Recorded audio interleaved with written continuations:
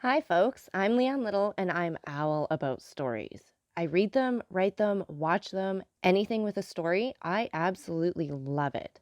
I especially love sharing them with other people, and what better way is there to start than with the classics? They're classics for a reason, right? They're amazing stories and absolutely timeless. Don't forget to hit up all those fancy buttons like, subscribe, follow, share, whatever you need to do.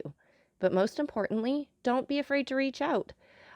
I'd love to connect with you, so feel free to leave comments as you'd like, or you can even follow me over on my Buy Me a Coffee page, leannelittle.com, to message directly. So let's continue on with The Count of Monte Cristo by Alexandre Dumas. Chapter 27. The Story.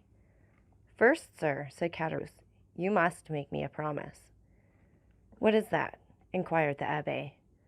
"Why, if you ever make use of the details I am about to give you, that you will never let anyone know that it was I who supplied them.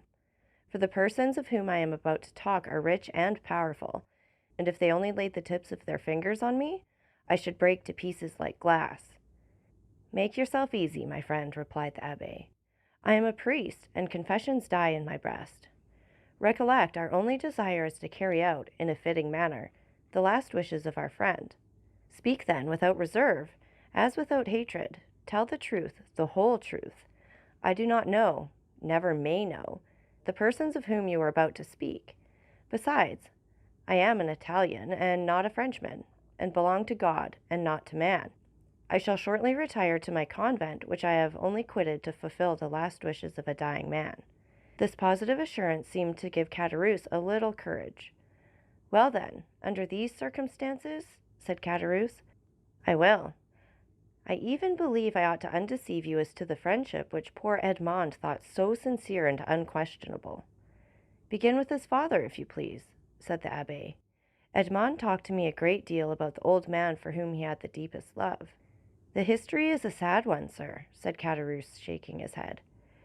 "Perhaps you know all the earlier part of it?" "Yes," answered the Abbé. "Edmond related to me everything until the moment when he was arrested in a small cabaret close to Marseilles." "At La Réserve! Oh, yes, I can see it all before me this moment. Was it not his betrothal feast?" "It was, and the feast that began so gaily had a very sorrowful ending. A police commissary followed by 4 soldiers entered, and Dantès was arrested." "Yes, and up to this point I know all," said the priest. "Dantès himself only knew that which personally concerned him, for he never beheld again the 5 persons I have named to you, or heard mention of any one of them." "Well, when Dantès was arrested, Monsieur Morrel hastened to obtain the particulars, and they were very sad. The old man returned alone to his home, folded up his wedding suit with tears in his eyes, and paced up and down his chamber the whole day and would not go to bed at all, for I was underneath him and heard him walking the whole night. And for myself, I assure you, I could not sleep either, for the grief of the poor father gave me great uneasiness, and every step he took went to my heart as really as if his foot had pressed against my breast.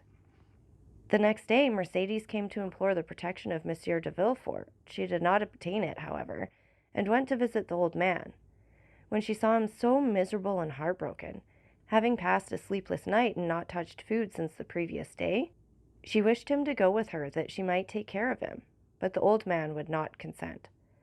"No," was the old man's reply, "I will not leave this house, for my poor dear boy loves me better than anything in the world. And if he gets out of prison, he will come and see me the first thing. And what would he think if I did not wait here for him?" I heard all this from the window, for I was anxious that Mercédès should persuade the old man to accompany her, for his footsteps over my head night and day did not leave me a moment's repose. "But did you not go upstairs and try to console the poor old man?" asked the Abbé. "Ah, sir," replied Caderousse, "we cannot console those who will not be consoled, and he was one of these.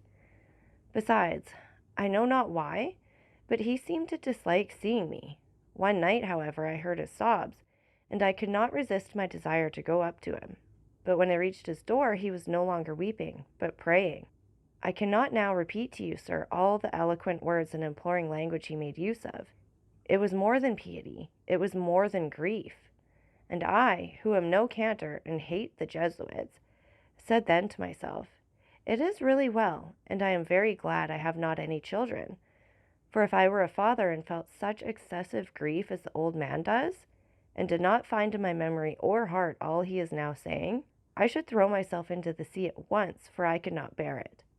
"Poor father," murmured the priest. From day to day he lived on alone, and more solitary. Monsieur Morel and Mercedes came to see him, but his door was closed, and although I was certain he was at home, he would not make any answer. One day, when, contrary to his custom, he had admitted Mercedes, the poor girl, in spite of her own grief and despair, endeavored to console him, and he said to her, "Be assured, my dear daughter, he is dead, and instead of expecting him, it is he who is awaiting us. I am quite happy, for I am the oldest, and of course shall see him first." However well disposed a person may be, why, you see, when we leave off after a time seeing a persons who are in sorrow, they make one melancholy, and so at last old Dantes was left all to himself, and I only saw from time to time strangers go up to him and come down again with some bundle they tried to hide. But I guessed what these bundles were, and that he sold by degrees what he had to pay for his subsistence. At length the poor old fellow reached the end of all he had. He owed 3/4 rent, and they threatened to turn him out. He begged for another week, which was granted to him. I know this because the landlord came to my apartment when he left his. For the first 3 days I heard him walking about as usual, but on the 4th I heard nothing. I then resolved to go up to him at all risks. The door was closed, but I looked through the keyhole and saw him so pale and haggard that, believing him very ill, I went and told Monsieur Morel, then ran on to Mercedes. They both came immediately, Monsieur Morel bringing a doctor, and the doctor said it was inflammation of the bowels, and ordered him a limited diet. I was there too, and I shall never forget the old man's smile at this prescription. From that time he received all who came. He had an excuse for not eating any more. The doctor had put him on a diet. The Abbé uttered a kind of groan. "The story interests you, does it not, sir?" inquired Caderousse. "Yes," replied the Abbé, "it is very affecting." Mercedes came again, and she found him so altered that she was even more anxious than before to have him taken to her own home. This was Monsieur Morel's wish also, who would fain have conveyed the old man against his consent, but the old man resisted, and cried so that they were actually frightened. Mercedes remained therefore by his bedside, and Monsieur Morel went away, making a sign to the Catalan that he had left his purse on the chimney-piece. But, availing himself of the doctor's order, the old man would not take any sustenance. At length, after 9 days of despair and fasting, the old man died, cursing those who had caused his misery, and saying to Mercedes, "If you ever see my Edmond again, tell him I die blessing him." The Abbé rose from his chair, made 2 turns round the chamber, and pressed his trembling hand against his parched throat. "And you believe he died?" "Of hunger, sir, of hunger," said Caderousse. "I am as certain of it as that we are 2 Christians." The Abbé, with a shaking hand, seized a glass of water that was standing by him half full, swallowed it at one gulp, then resumed his seat with red eyes and pale cheeks. "This was indeed a horrid event," he said in a hoarse voice. "The more so, sir, that it was men's and not God's doing." "Tell me of those men," said the Abbé, "and remember, too," he added in an almost menacing tone, "you have promised to tell me everything. Tell me, therefore, who are these men who killed the son with despair and the father with famine?" "2 men jealous of him, sir, one from love and the other from ambition, Fernand and Danglars." "How was this jealousy manifested? Speak on." "They denounced Edmond as a Bonapartist agent." "Which of the 2 denounced him? Which was the real delinquent?" "Both, sir. One with a letter, and the other put it in the post." "And where was this letter written?" "At La Réserve, the day before the betrothal feast." "'Twas so then," murmured the Abbé. "Oh, Faria, how well did you judge men and things!" "What did you please to say, sir?" asked Caderousse. Nothing," replied the priest. "Go on." "It was Danglars who wrote the denunciation with his left hand that his writing might not be recognized, and Fernand who put it in the post." "But," exclaimed the Abbé suddenly, "you were there yourself." "I?" said Caderousse, astonished. "Who told you I was there?" The Abbé saw he had overshot the mark, and he added quickly, "No one. But in order to have known everything so well, you must have been an eyewitness. True, true, said Caderousse in a choking voice. I was there. And did you not remonstrate against such infamy? Asked the Abbé. If not, you were an accomplice. Sir, replied Caderousse, they had made me drink to such an excess that I nearly lost all perception. I had only an indistinct understanding of what was passing around me.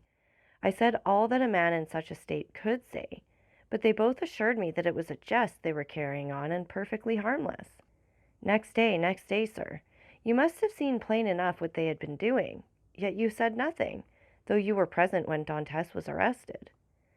Yes, sir, I was there, and very anxious to speak, but Danglars restrained me.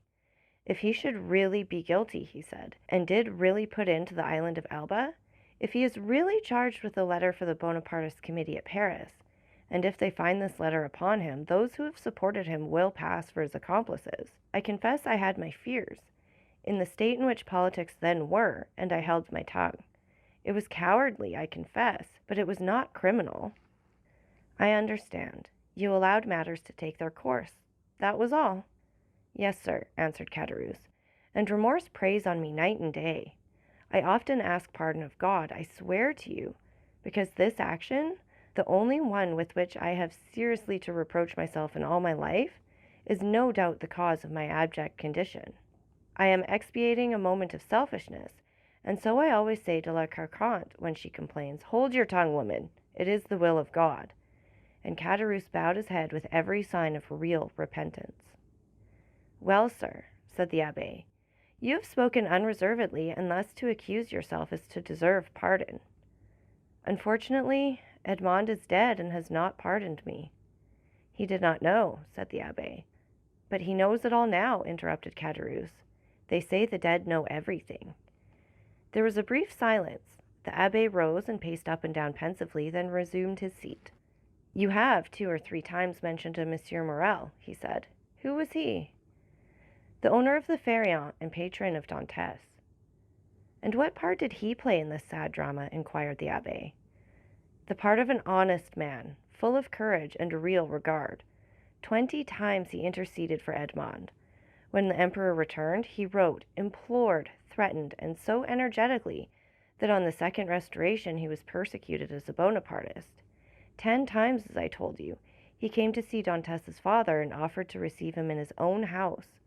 And the night or 2 before his death, as I have already said, he left his purse on the mantelpiece, with which they paid the old man's debts and buried him decently. And so Edmond's father died, as he had lived, without doing harm to anyone. I have the purse still by me, a large one, made of red silk. And, asked the Abbé, is Monsieur Morel still alive? Yes, said Caderousse. In that case, replied the Abbé, he should be a man blessed of God, rich and happy. Caderousse smiled bitterly. Yes, as happy as myself, said he. What? Monsieur Morel unhappy? Exclaimed the Abbé. He is reduced almost to the last extremity. Nay, he is almost at the point of dishonor. How? Yes, continued Caderousse, so it is. After 25 years of labor, after having acquired the most honorable name in the trade of Marseille, Monsieur Morel is utterly ruined. He has lost 5 ships in 2 years, has suffered by the bankruptcy of 3 large houses, and his only hope now is in that very Pharaon which poor Dantès commanded, and which is expected from the Indies with a cargo of cochineal and indigo. If this ship founders like the others, he is a ruined man. And has the unfortunate man wife or children? Inquired the Abbé. Yes, he has a wife, who through everything has behaved like an angel. He has a daughter who is about to marry the man she loved, but whose family now will not allow him to wed the daughter of a ruined man. He has besides a son, a lieutenant in the army, and as you may suppose, all this, instead of lessening, only augments his sorrows. If he were alone in the world, he would blow out his brains, and there would be an end. Horrible! Ejaculated the priest. And it is thus heaven recompenses virtue, sir, added Caderousse. You see, I, who never did a bad action, but that I have told you of, am in destitution, with my poor wife dying of fever before my very eyes, and I unable to do anything in the world for her. I shall die of hunger as old Dantes did, while Fernand and Danglars are rolling in wealth. How is that? Because their deeds have brought them good fortune, while honest men have been reduced to misery. What has become of Danglars, the instigator, and therefore the most guilty? What has become of him? Why, he left Marseilles and was taken, on the recommendation of Monsieur Morel, who did not know his crime, as cashier into a Spanish bank. During the war with Spain, he was employed in the commissariat of the French army and made a fortune. Then, with that money, he speculated in the funds and trebled or quadrupled his capital. And having first married his banker's daughter, who left him a widower, he has married a second time, a Madame de Nargonne, the daughter of Monsieur de Servieux, the king's chamberlain, who is in high favor at court. He is a millionaire, and they have made him a baron, and now he is the Baron Danglars, with a fine residence in the Rue de Mont Blanc, with 10 horses in his stables, 6 footmen in his antechamber, and I know not how many millions in his strong box. Ah, said the Abbé in a peculiar tone, he is happy. Happy? Who can answer for that? Happiness or unhappiness is the secret known but to oneself and the walls. Walls have ears but no tongue. But if a large fortune produces happiness, Danglars is happy. And Fernand? Fernand? Why, much the same story. But how could a poor cattle and fisher boy, without education or resources, make a fortune? I confess this staggers me. And it has staggered everybody. There must have been in his life some strange secret that no one knows. But then, by what visible steps has he attained this high fortune or high position? Both, sir. He has both fortune and position. Both. This must be impossible. It would seem so, but listen, and you will understand. Some days before the return of the Emperor, Fernand was drafted. The Bourbons left him quietly enough at the Catalans, but Napoleon returned. A special levy was made, and Fernand was compelled to join. I went too, but as I was older than Fernand and had just married my poor wife, I was only sent to the coast. Fernand was enrolled in the active army, went to the frontier with his regiment, and was at the Battle of Ligny. The night after that battle, he was sentry at the door of a general who carried on a secret correspondence with the enemy. That same night, the general was to go over to the English. He proposed to Fernand to accompany him. Fernand agreed to do so, deserted his post, and followed the general. Fernand would have been court-martialed if Napoleon had remained on the throne, but his action was rewarded by the Bourbons. He returned to France with the epaulet of sub-lieutenant, and as the protection of the general, who is in the highest favor, was accorded him. He was a captain in 1823 during the Spanish War. That is to say, at the time when Danglars made his early speculations.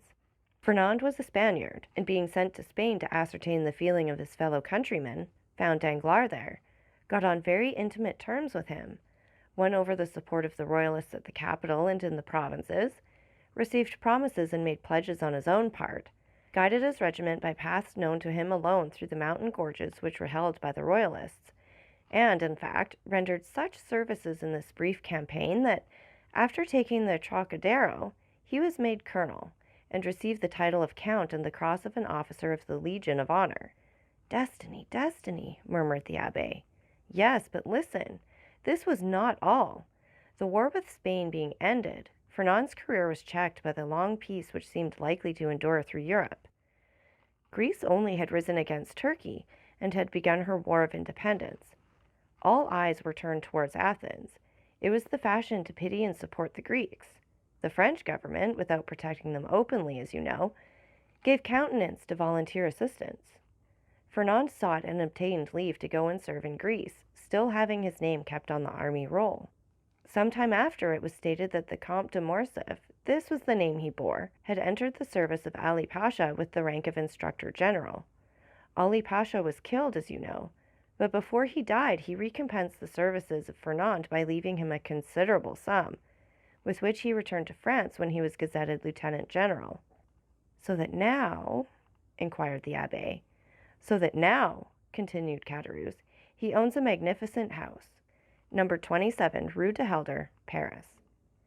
The Abbé opened his mouth, hesitated for a moment, then, making an effort at self-control, he said, "And Mercedes? They tell me she has disappeared." Disappeared, said Caderousse. Yes, as the sun disappears, to rise the next day with still more splendor.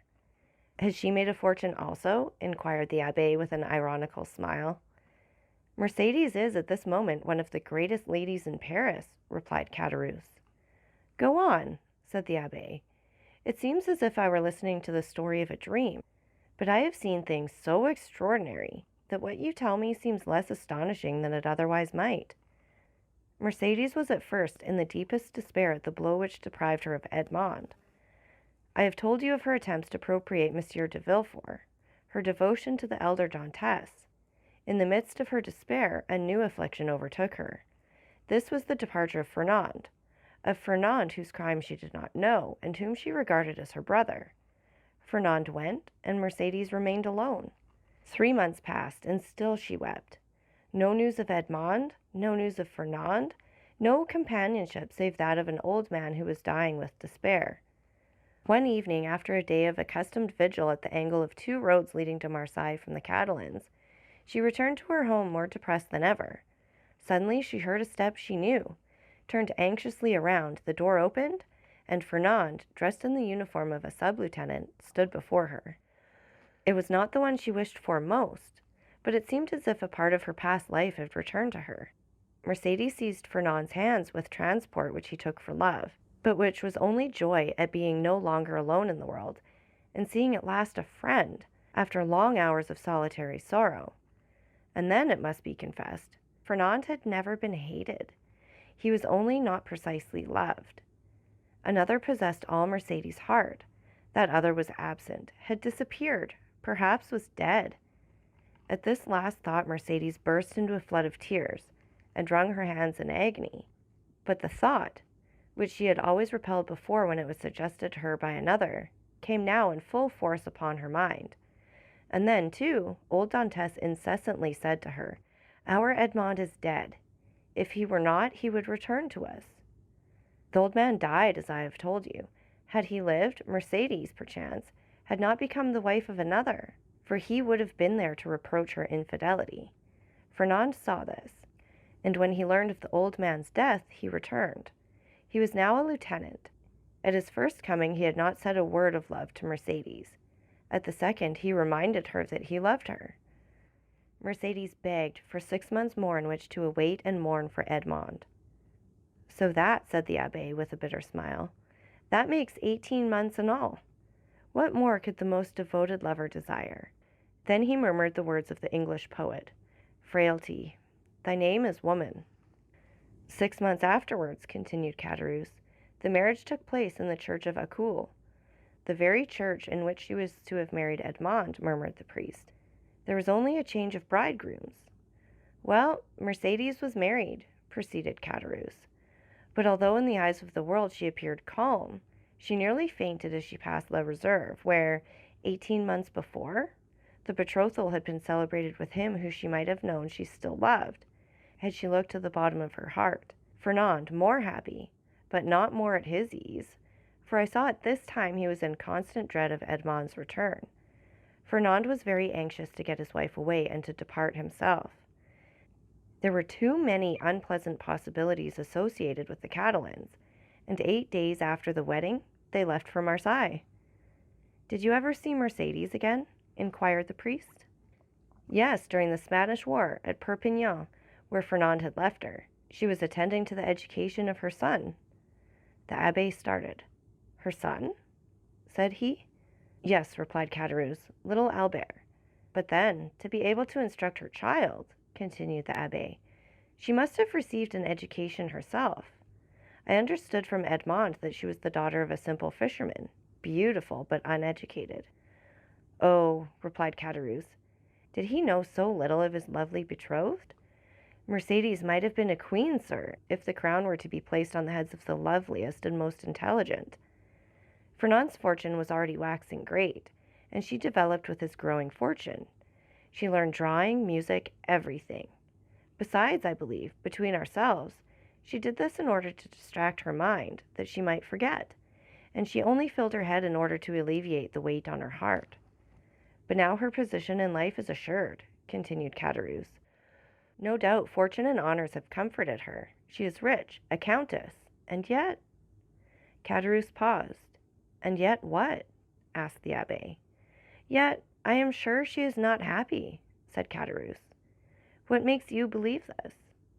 Why, when I found myself utterly destitute, I thought my old friends would perhaps assist me.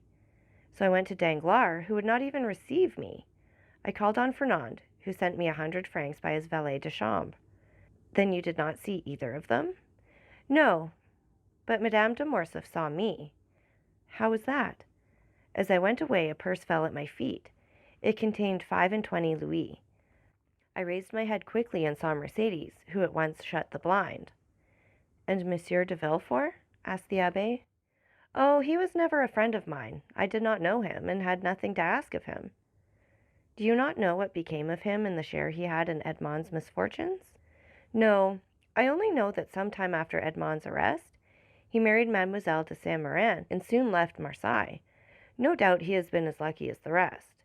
No doubt he is as rich as Danglars, as high in station as Fernand.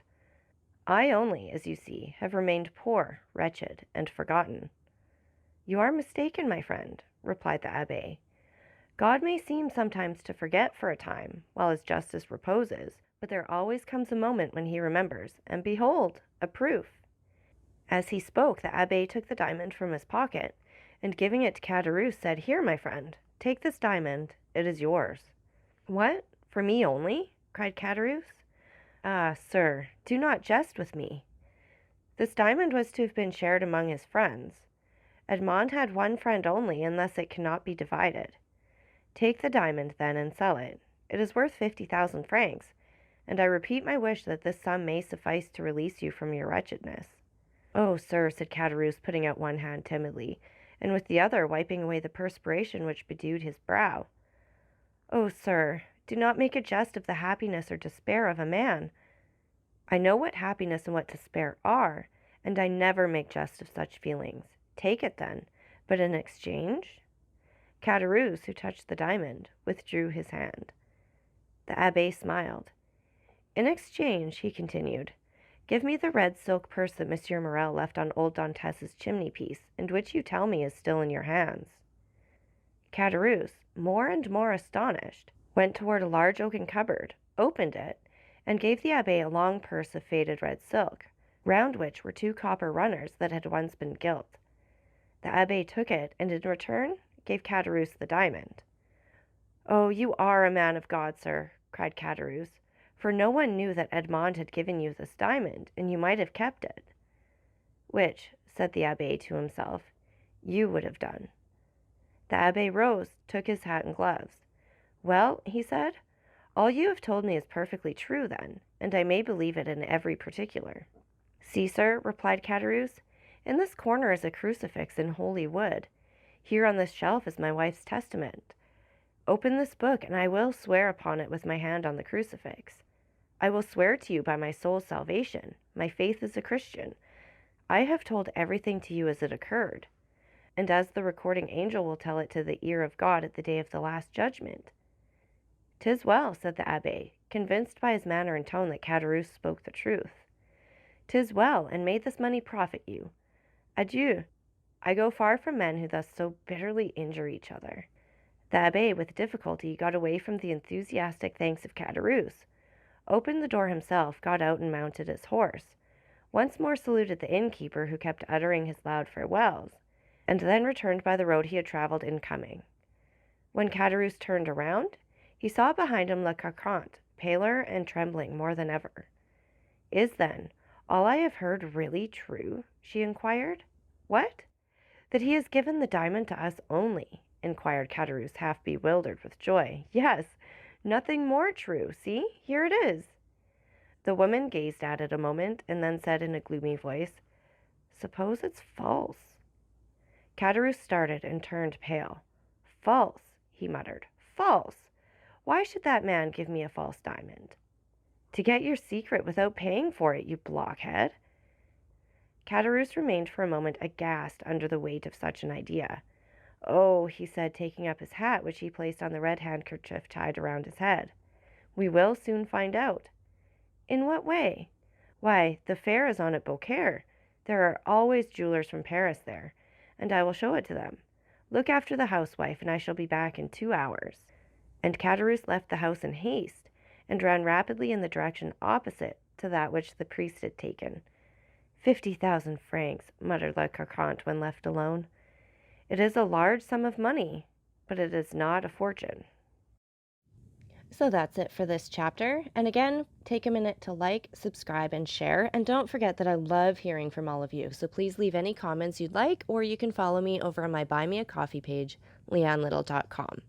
That's LIANELITTLE.com. And thank you so much for listening. Remember, it's Owl About the Story. Have a great day.